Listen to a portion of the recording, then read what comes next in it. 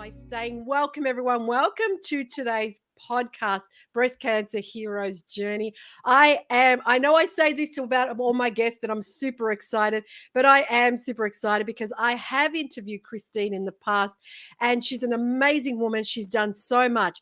She's a best-selling author of Walk Beside Me. Guys, if you have not read this book, go out now and get it, because this is a book that I read in one day. Look how brand new it looks. Look at that. Look how brand new.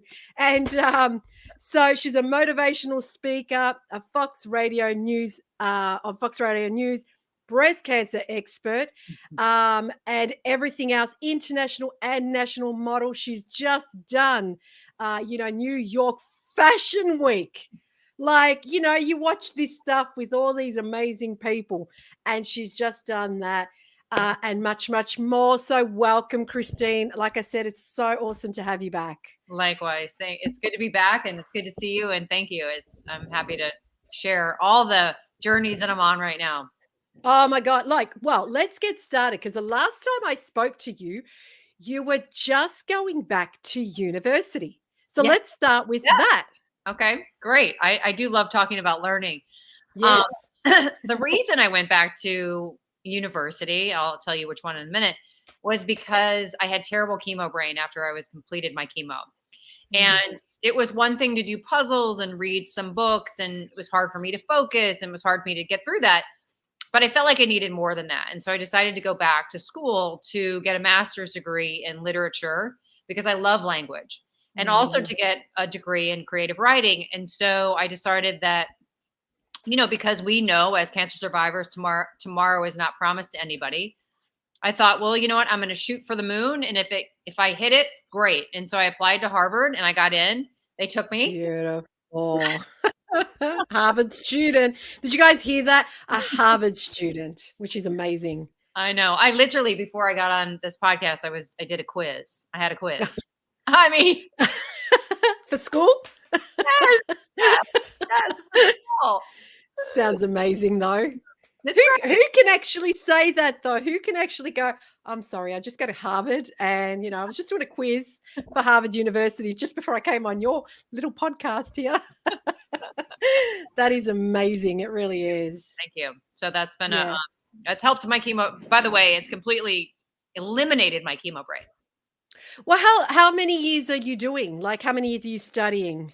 It's a 4-year program. It'll probably take me 3.5 years. I'm doing it kind of slowly. And plus I had illnesses when I started this program. I had a MRSA infection in my left breast cavity in June of 2020. And I had emergency surgery and months and months and months of recovery. And I had to take a hiatus of school. So I'm back in it and happy. Yeah. Well, look, for those that are joining us this time around that haven't seen you before, let's let them know in a nutshell. And when like I said, guys, when I read this book and I asked Christine, I did ask you the question. I said, Christine, how much of this is you? And it was because I kept reading it and saying, this can't be happening to her. This can't be happening to her. So just let our viewers and our listeners know just again what you were diagnosed with, and the other things as well in your journey. Yeah. So when I was 35, I had a colon resection, and let's go back a little bit. I've been modeling since I was 11, so now 40 years. So I had a colon resection when I was 35, and that surgery was not an emergency, but it turned into an emergency.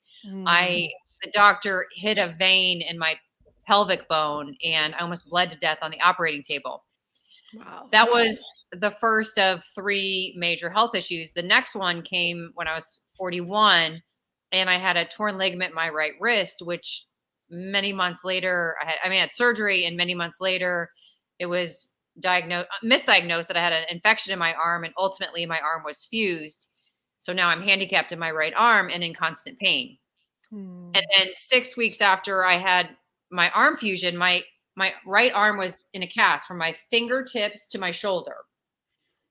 And I just had my bones were taken out, bone grafts, cadaver bones put in. Wow. And I'm in the hotel in New York City, because my doctor was in New York City. And I'm in the hotel and I'm trying to take a shower, and I wash my left breast with a bar of soap and I feel a lump.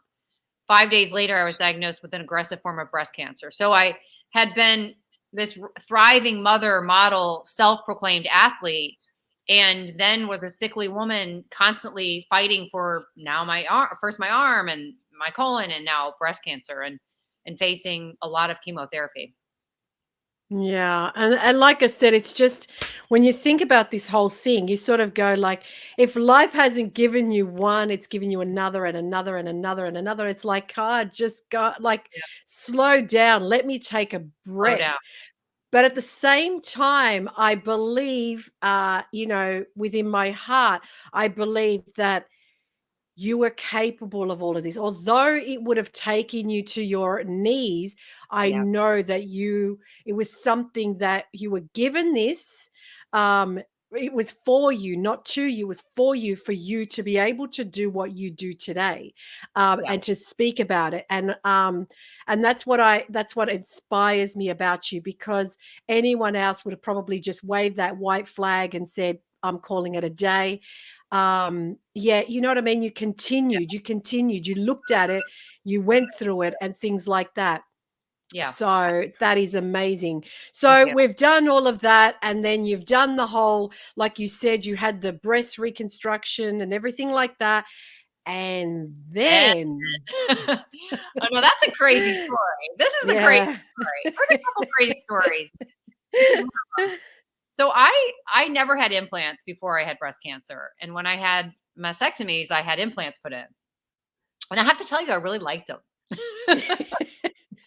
I just did. And they looked perky and kind of Yeah. perfect. That, cut really nicely up on my Mm, chest.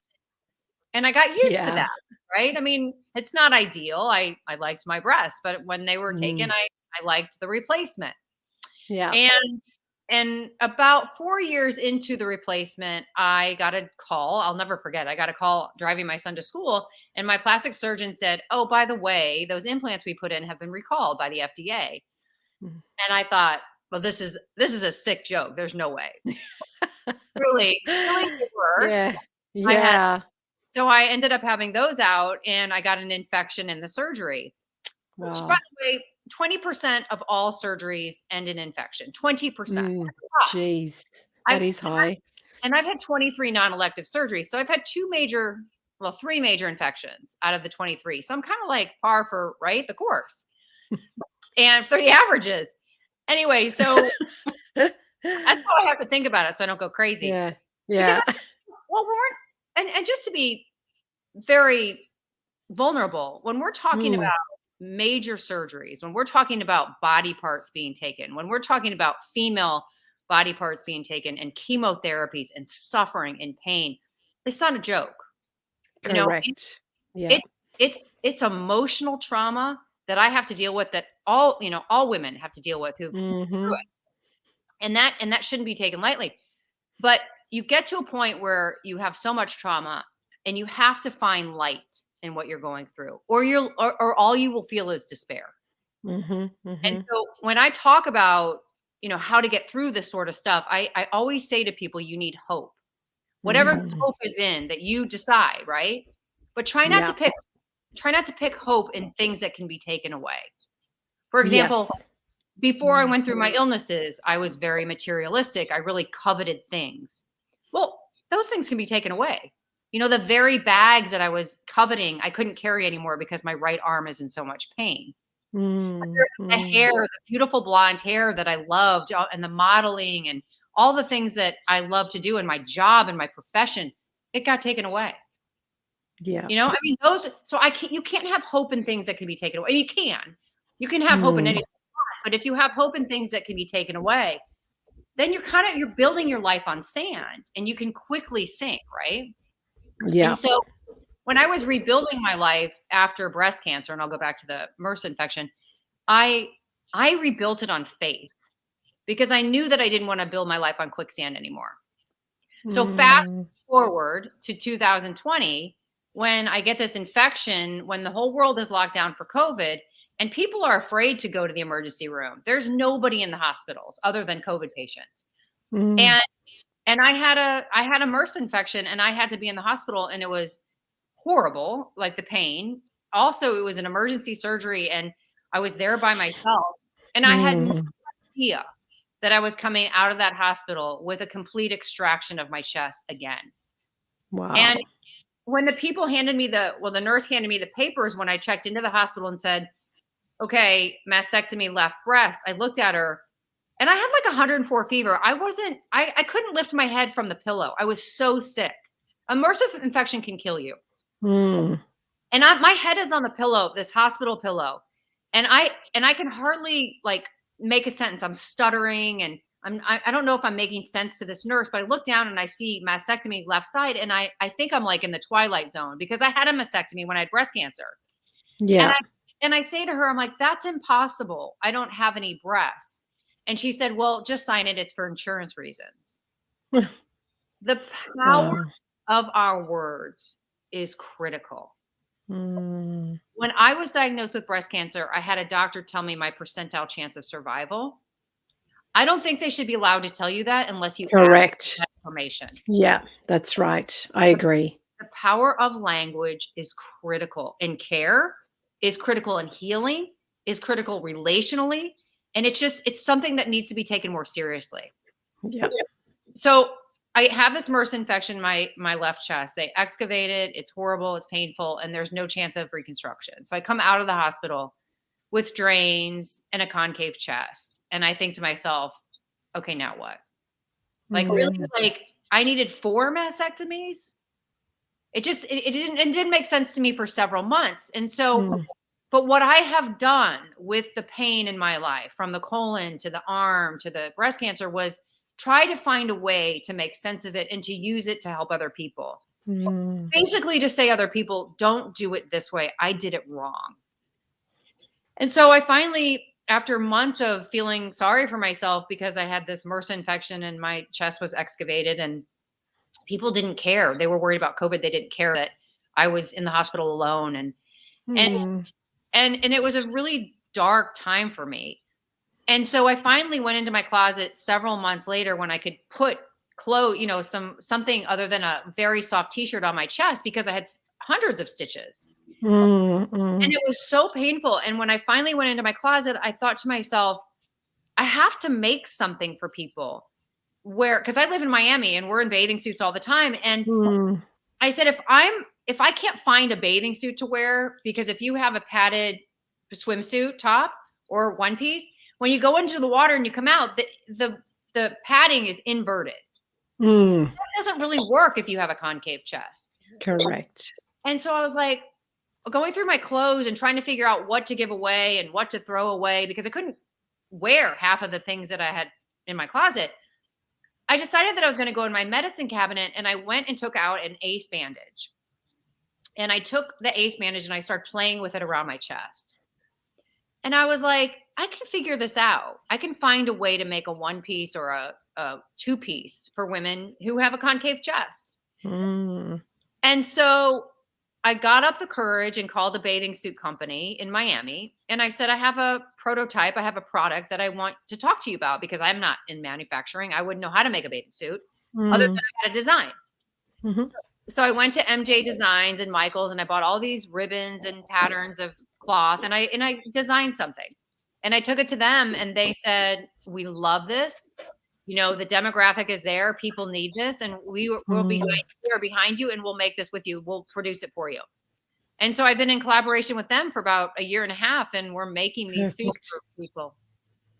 But Wow. what, It's great. I think my mentality is, and I think this is so important for people to see Mm. it, let's find a way to make purpose, like make sense out of all this suffering. Yeah. Because if we don't, we'll just shrivel up, right? There's no hope. Correct. So Yeah.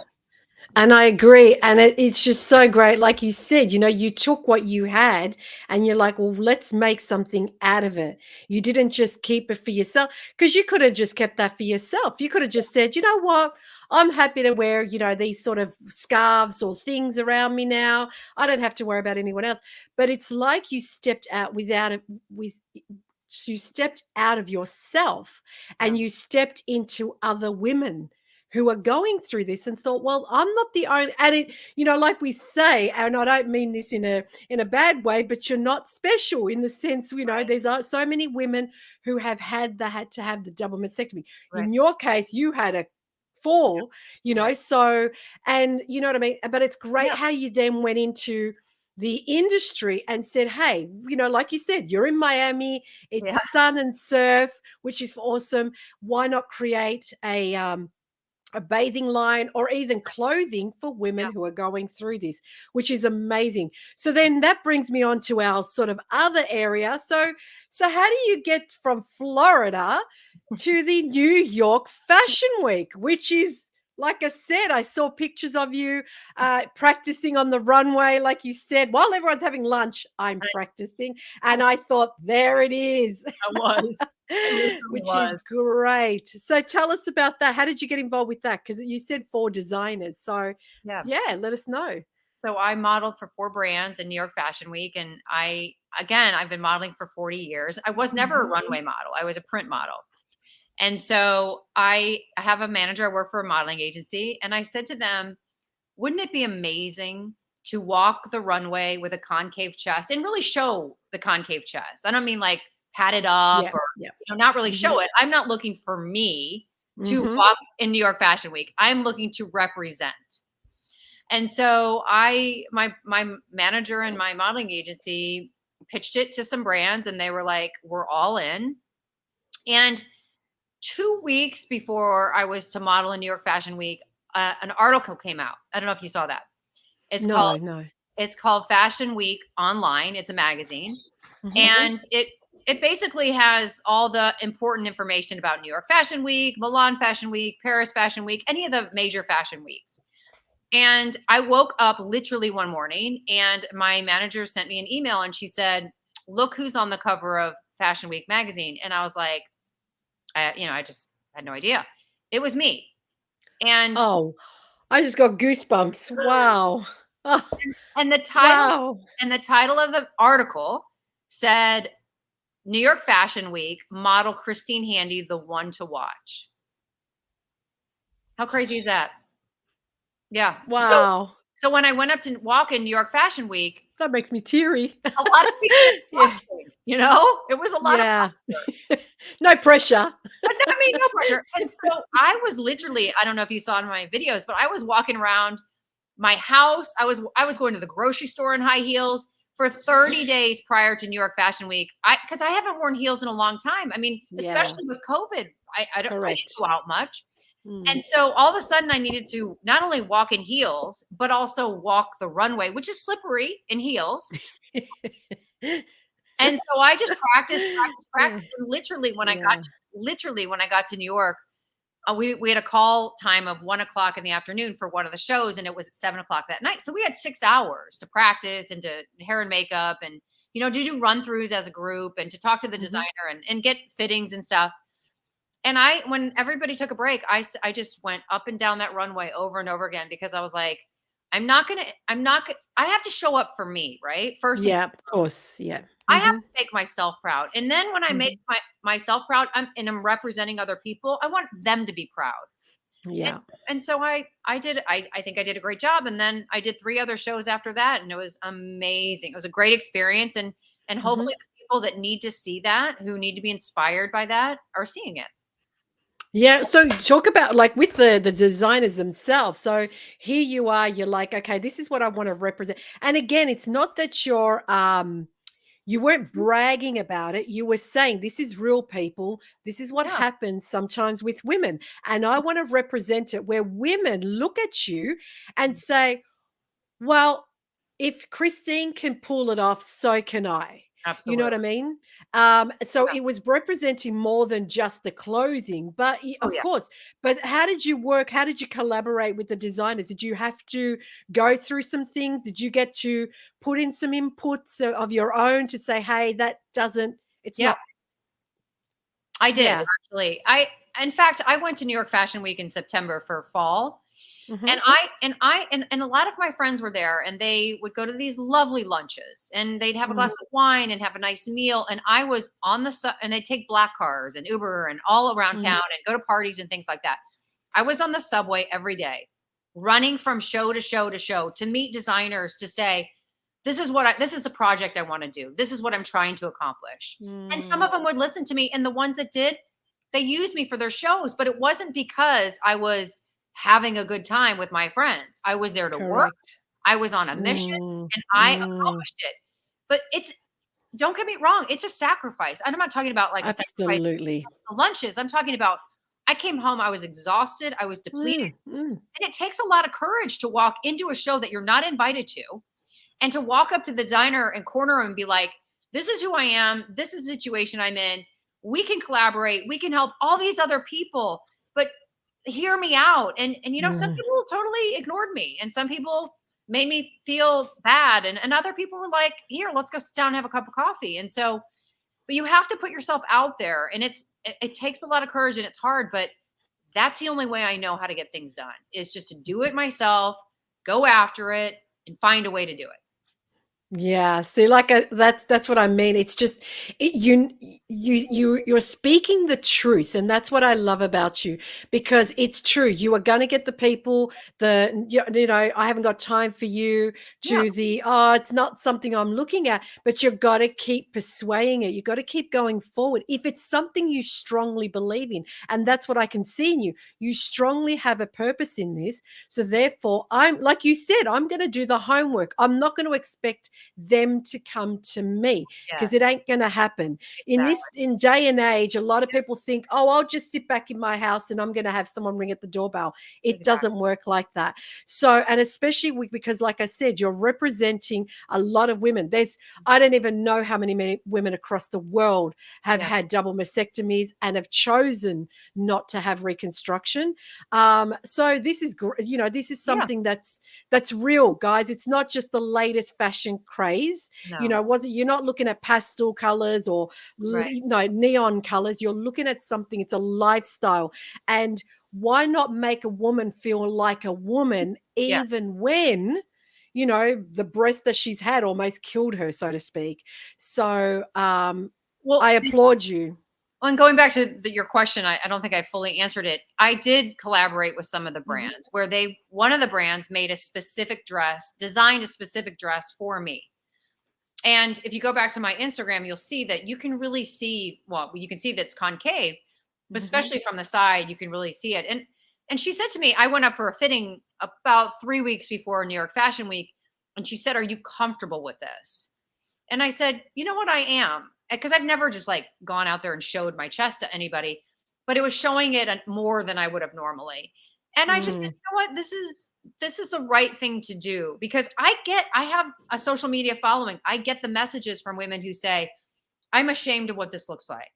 I Mm. don't want to show it to my husband." These are Yes. these are the messages. I'm not saying it's true of everybody. Of course it's not. Mhm. But Mhm. there's a fraction of people that need to see this. And and Yeah. and I don't care if it's 10 people or 100,000 people. Those people need to be represented. Those people need hope. Those people need somebody going out there and saying, "I'm comfortable with this. I'm unstoppable on this." And it gives Mm. them footing. So Absolutely.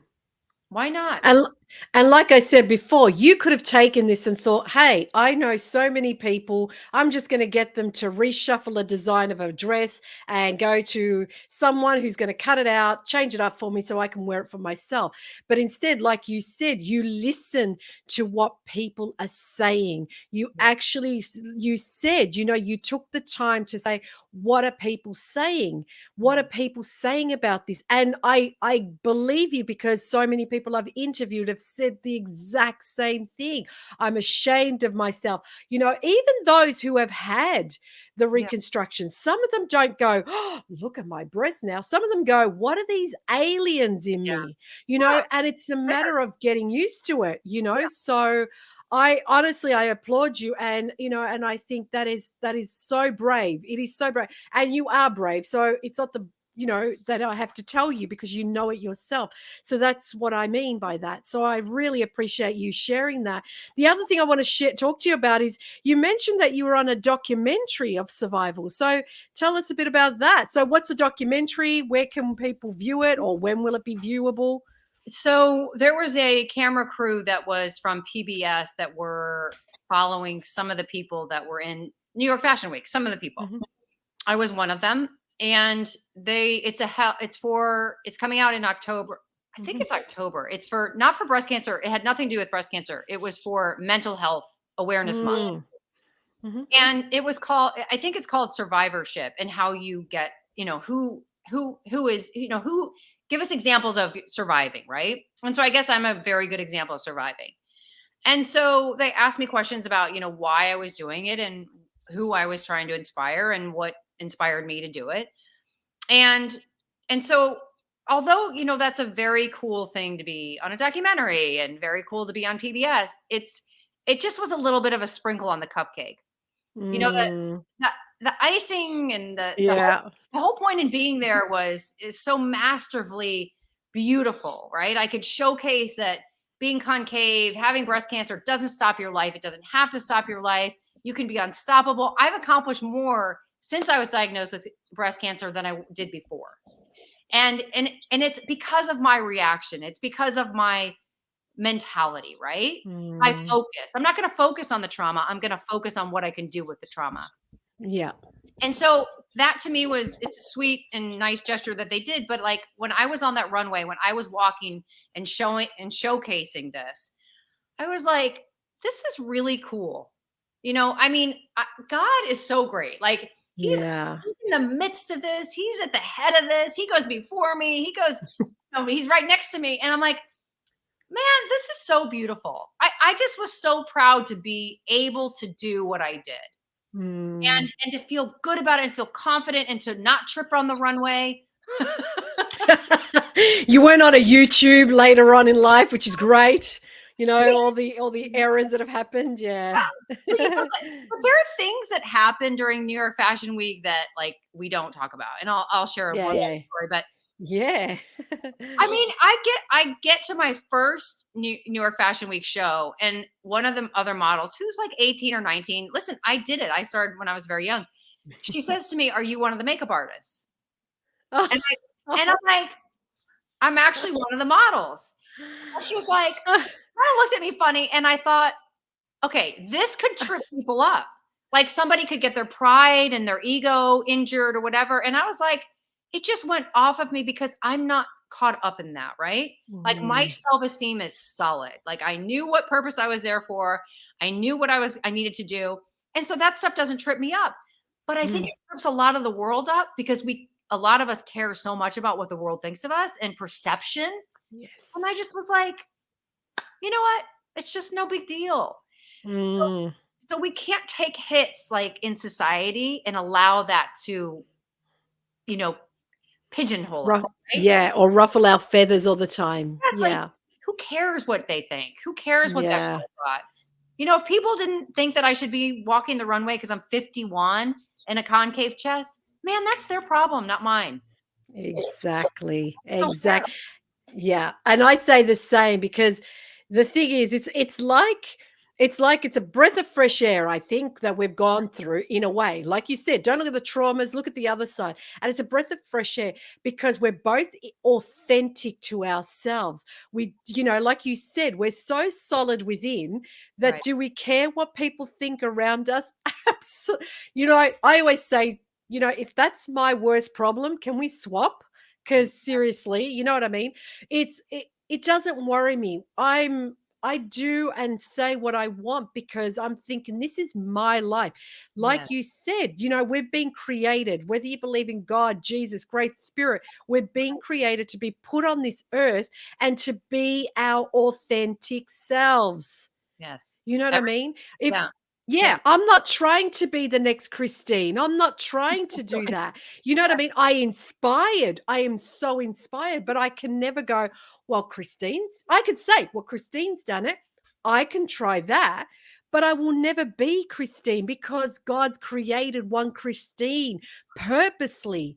Right. So, but a lot of people, like you said, get tripped up and think, well, if I haven't achieved what she's done or he's done or they've done, or who am I? And they get lost in this. Comparison. Well, yeah, and it's nothing. It's air. Because, like, yourself, you know who you are. You know who you are when you wake up in the morning, when you go to bed, when you close that door and switch off that light, you know exactly who you are. So, which is just amazing. So yeah, thanks for sharing that because it was great. Because, like you said, it'll be interesting. And let us know, absolutely, let us know when the segment's up so we can, I can share it as well because mental health Yeah. is important because we always speak about that as well. It doesn't matter what trauma you've gone through, it's how you live with it. It's not the trauma that's happened, it's the emotion, it's the time, it's everything you attach with it that Yeah. you hold on to. And it's how you go through that because a lot of people don't realize I just spoke about another lady. She was saying you have to fix the mind. You Yes. want to go through life, you have to fix the mind. But a Yes. lot of people think, well, it's a physical thing. How do I fix the mind? No, you have to. Yes, it's physical, It's what you focus on. Yeah. but yeah, because this mind Mm. could be your best friend or your worst enemy. And you don't want it to be your worst enemy. You want it to be on your side. Right. Where you're my teammate here and I need you. Yes, it's going to go into fight or flight. Yes, once in a while it's going to start talking chitty chatter. Yes, it's going to be a monkey mind, things like that. But it's how you deal with it. When you see something come through, oh, I recognize what you're trying to do, and you allow that is a beautiful process. So mental health, and especially in the last 2 years, Yeah. there are like you said yourself, you went into hospital on your own. You didn't have the family to be able to be surrounded. There are so many people. I just heard of a lady who unfortunately went in for COVID and is diagnosed with cancer. She's got less than 6 weeks and her husband isn't allowed to go and see her. That's very good. So, and I just think to myself, you've gone in for one thing, you've been diagnosed, apparently she's riddled with cancer everywhere, she had no idea, and now she's in hospital, dying unfortunately, and her family can't be around her. How do you think her mental state's going to be? Terrible. How do you exactly, because she doesn't have that support. She Ab- doesn't have the people around her to remind her, Yeah. and things like that. So I thank you for sharing that because it is important, and I can't wait for that to come out because I think it is October's Mental Health Week or Yeah, Mental Health Month. I think I so too. think something like that. So, but the other thing I wanted to talk to you about is I happened to interview a lady recently. Now, it is a book. I know it's a book because I saw the cover. Okay. Yes. So here I am. She's put it in. She's like, "Hey, I'd like to thank, Salvo Uh, Clementi," and I'm like, I zoom in because she's put it on Instagram, and I've zoomed in, and who's in the top corner? Christine. That I say to Talia, I said to Leah. Sorry, her name is Talia. I say to Leah, congratulations for being this book. Oh my God, there's someone else I know as well. This book, I Survived Cancer and How I Did It. yeah. Tell me about that. How did you get involved in that book? Like, good question. Very good question. Actually, I think the book just came out yesterday. Or Yeah. like honestly, I think it's the launch was yesterday. I don't even have the book yet.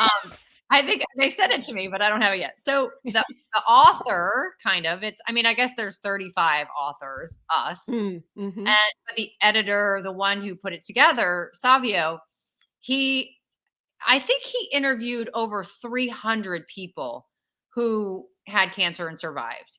And then he chose 35 to highlight in his book, and I was one of them. And he took our stories of how we got through cancer and put all of them in this collaboration of this Mm-hmm. book. And the cover is beautiful. It has all of our pictures around the title.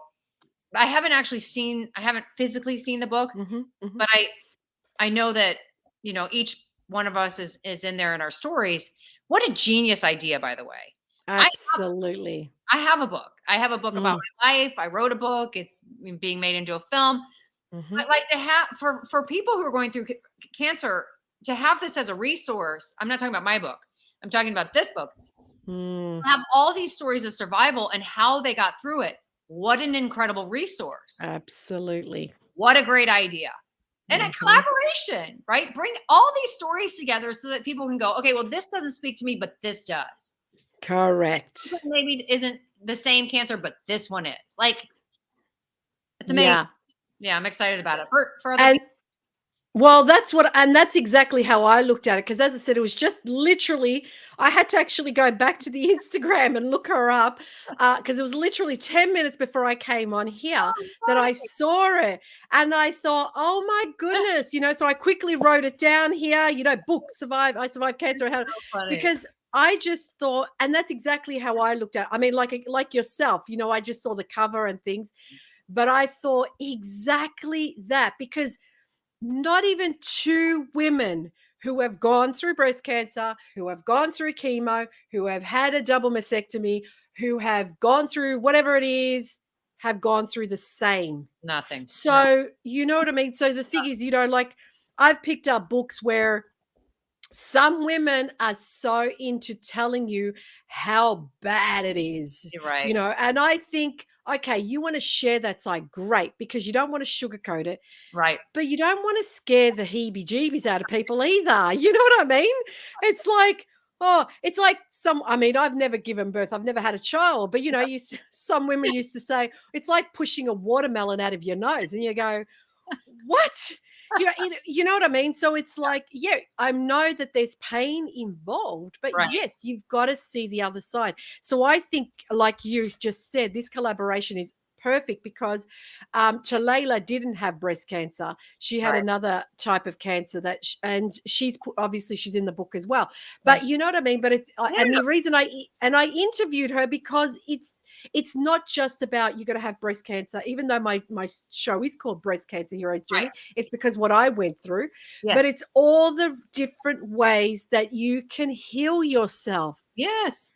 And why not? Like I said, if I'm going to learn from a survivor, I'm going to go who's like someone like yourself. I'm Yeah. not going to go to someone who's talking, I'm going to get this, I'm going to get it, it's going to come back, it's going to come back, it's going to come back. Yeah. No, I want to go to someone like yourself, someone who's 18 years, someone who's 25 years, and say, how did you do it? It goes So I back to think hope. It goes back to hope. absolutely. Oh, absolutely. Without hope and faith, my husband said, Grace, you need faith. Without it, If there's not, nothing.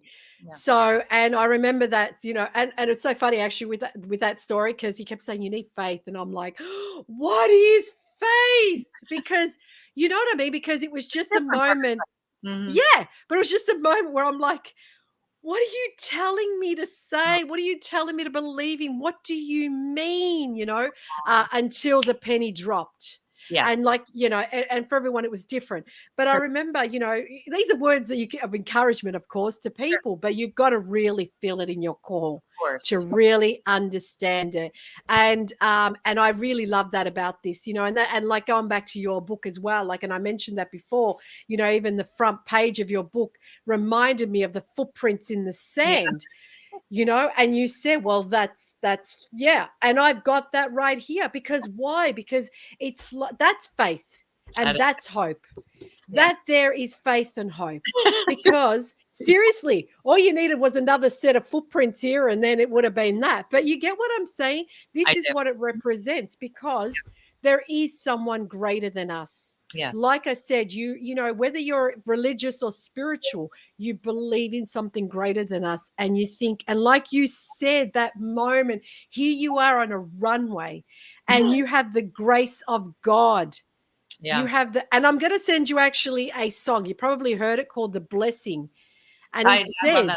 But send it to me. That'll yes, remind me. Yeah. Send it yes. So that's beautiful, because it says to he's here, he's you. Yeah. with me, he's behind me, he's in front of me, he's everywhere. And when you said that, I thought that is just it's so true, because it's those moments that you appreciate. It's those moments of gratitude. It's those moments of humbleness. Even though you're there, things could have turned so different Oh, for for sure. all of us. And I say that for all of us because none of us know when our contract in life is up. So every moment you get to experience something amazing is amazing. So, and that's why I wanted to bring that up as well. But is there anything else you want to tell our viewers and our listeners? Because I'm sure you've got something coming up or doing something. Well, Paris Fashion Week is next. Paris. Listen here, lady. I haven't even listen to me here. Let's get a bit closer. I haven't even been to Paris. And yet you are there. You know, this is amazing. When I hear this, I am truly, truly, I'm genuinely so proud. Thank you. You know what I mean? I really am, because that's a moment. So when Well, does that start? I mean, the truth is, when I was at my height of my modeling career, I never had an opportunity to walk in New York Fashion Week. Of course, I didn't have like the grit and the grace and the determination like I do now. Maybe I would Mhm. have, but I was like so comfortable being the catalog girl and modeling for Dillard's and Neiman Marcus and J. Crew and all those lovely brands. Yeah. I didn't have my sights on like New York Fashion Week or Paris Fashion Week. Now I'm like, tasted the inspiration and I've seen the comments. I Wow. see the people that have it's impacted, and I'm like, okay, we got to do more. We got to go bigger. Yeah. And so I just said to my manager, I was like, how can we make Paris Fashion Week, happen? And she's like, we're going to make it happen. And, Wow. between me and her, it's happening. So it's like, I don't need to run around Paris Fashion Week now that I have New York Fashion Week under my belt. And that article that came out, Yeah. there's a lot of press around what I'm doing. And it's not about me. It's not about my ego. It's not about my pride. It's Mm, not about Christine Handy. It's about just the opportunity and the absolutely. no, it's there. It's an Yeah. incredible platform. Like, I've been a model for 40 years. I have the platform. Why don't I use it? You know? Yes. I get what you're saying. You know what I'm and do you need a PA by any chance? Probably. Um, I people don't say that actually. "Han, I'm going." I know. I seriously.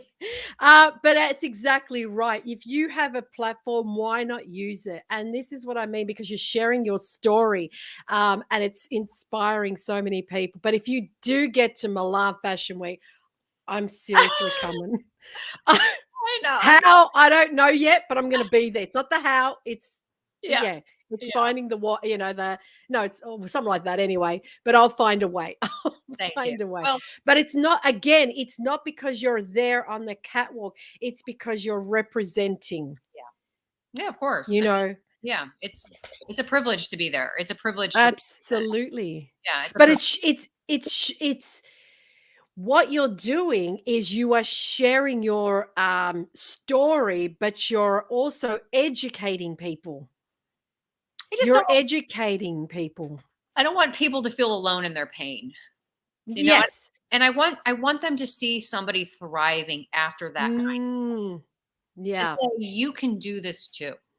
That's Now, what I don't know if you've yeah, go on. Sorry, I that's didn't just mean to what I want to interrupt show. you. That's what I want to show people. And I also want to show the bad and the ugly part of it. Like, I don't want it to be like, oh, well, it just happens for you. It doesn't just happen. And that's why I share those other stories, because Mm, I don't want people to think it's just so easy. It's not easy. It takes real courage. It takes time. It takes effort. It takes my resources. It takes personal time. Like, I have, people ask me all the time, how do you get all this stuff done? I have no personal life. And that's a sacrifice that I'm willing mm, to make right now. mhm, But at some mhm. point, I'm going to want a personal life again. But Yeah, right absolutely. now, this stuff is more important to me. So it's like, do I really need to go out and date or whatever? Not right now. I'll find a Mhm, way to do mm. that later, but I'm doing this for now. Yeah, because like you said, you found a purpose and you want to you want to bring this purpose forward. You want it to bring it to life. And it's like any project, it's like a brand new baby. You've got to nourish it. You can't just let it go and be on its own. And like I said, I think that what it is the more people you're attracting is because of your authenticity. They see how much it means to you, Well, and that's yeah. yeah. I think they see the vulnerability. I think Mm, it's super easy to watch the highlight reels, right? But mhm, it's mm. much harder to make the real life reels. And I just have no interest in showing the highlight reel. I have an interest in showing the real reel. It's Well, important. maybe have you thought of a documentary on yourself, like someone to document maybe Maybe. a year of your of what You know what I mean? I Because mean, yeah, go ahead. no, that I something think like that. I think there's a lot of other things that I can do, Mm, but it's yeah, exhausting to live my schedule. yeah, I mean, it's really yeah. exhausting. I mean, Mm. I mean, Aw, I'm running from New York Fashion Week to school to Zoom to networking and podcasts and speeches and social media and brand influencers, and I have kids, and yeah, it's hard, So, and I'm on the board yeah. of 2 nonprofits, and my book's becoming a film, and there's a lot going on that I'm sure there's a lot more I can do, and I will try any way to do it, only in the mindset of inspiring other people. That's it. But that what I meant by that is if you had someone follow you, it's to see, like you just said, because a lot of people see The highlight reel. your face. Yeah, that's right. They see the face on the magazine or on the book cover or, Right. down walking the runway, but Right. they don't realize I all the agree. stuff that goes on behind scenes. But eventually, like you said, people will notice and people will see that. And I think, like you said, you definitely have enough on your plate now that you don't want to put other things. The last thing you need is a cameraman in your face, and you'll be like, really, not now. So you know what I mean. We don't want to turn you into the Kardashians. What we're trying to do is make you aware. So that's what it is mainly. But yeah, I love how you're just, as I said, it's inspiring. It really is inspiring when I look at your posts and see what you're doing. It's not me just, oh, here's Christine. What is she doing these days? I really do get inspired because you will be, God forbid, I ever touch wood. But if I ever go through a trauma in life, I think I'd be like, I know, Christine, you got a 101,000 things on your plate. But can I just have you to be my mentor for 5 minutes because you've been there, and you can probably help me I would. through it and I would. things I like would. that. It's not going to Yeah. happen, but I would. So Yeah. that's exactly right. But that's what I mean by that. Not to put more pressure on you, but Yeah. is there, because I don't want to take up your time in the sense because I'm sure you've got so much on your plate. But is there any, like I keep plugging this book because seriously, You're so. guys, it is honestly, I have to read it again because I read it in a day. I got to slow down. I actually read. I do read it because listen. The truth is, we all lose courage in life. Mm, I mean, we just do, and we have to have people shore us on. When we lose courage, we need other people to show us courage.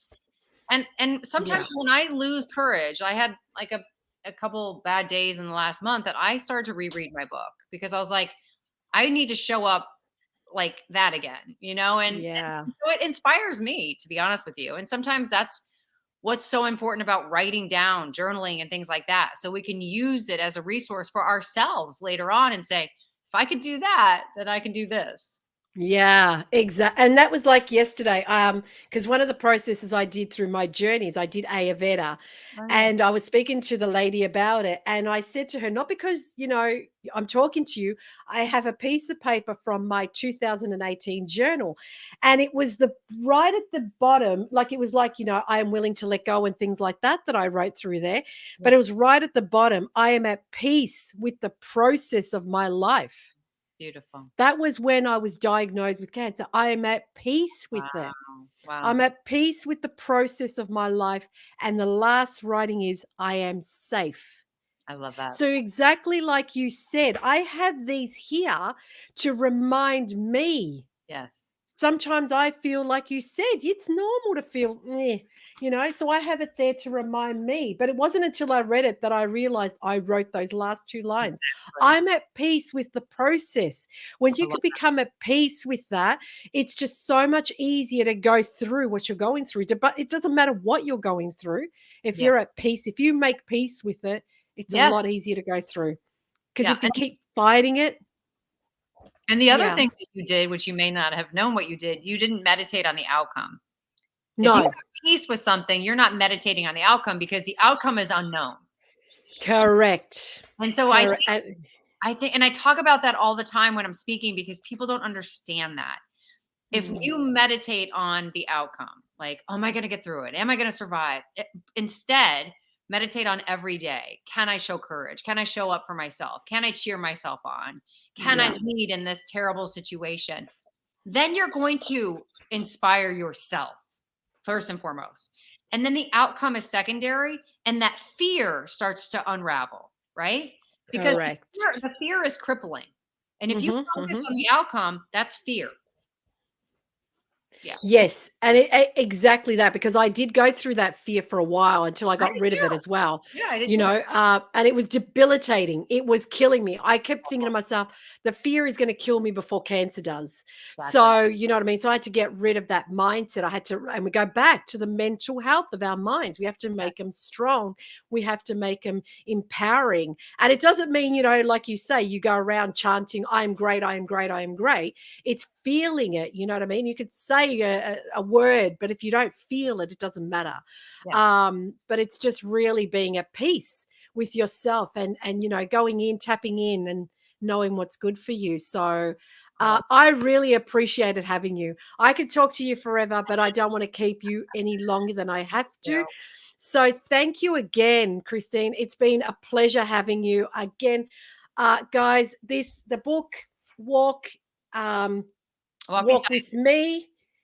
walk Walk beside beside me. me. Yeah, sorry. Walk with me. Well, let's walk together. All of it. All Walk walk beside me, and I'll also put in the link to the other book, I Survived, and how I did it. I survived cancer and how I did it. So that's a new book as well that you can, guys, if you want to, pick it up and support also all those people that did survive, because I think it's a good cause. Christine, thank you again. Is there anything you want to say before we go? I something I say to myself every day is surrender, let go, and let God, and that keeps me kind of sane in this crazy world. So those are my parting words. Yeah, thank you so much again. And for everyone else, thanks for joining us. And like always, I wish you so much love and light.